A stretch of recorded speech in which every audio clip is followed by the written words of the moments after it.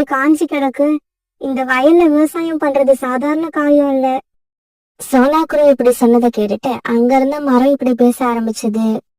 இங்க பாரு குருவி, இந்த வயல் இருக்கிற நிலைமைய பார்த்துட்டு நீ பயப்படாத.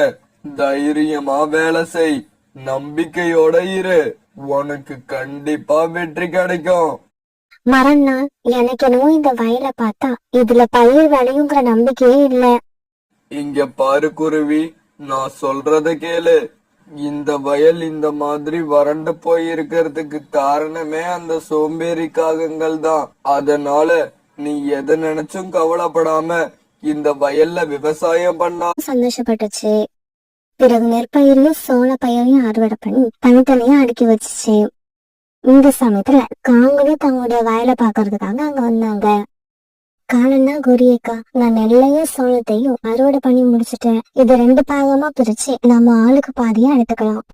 என்னது, ஆளுக்கு பாதியா? இந்த வயல் என்ன உன்னோடதுன்னு நினைச்சிட்டியா? இந்த வயல் எங்களோடது. ஆமா சொன்னா, உனக்கு வேணும்னா 2 சோளம் தரேன். அத சாப்பிட்டுக்கிட்டே வீட்டுக்கு பறந்து போயிடு. இன்னும் ஒரு தடவை எங்களுக்கு பாதி உங்களுக்கு பாதி நீங்க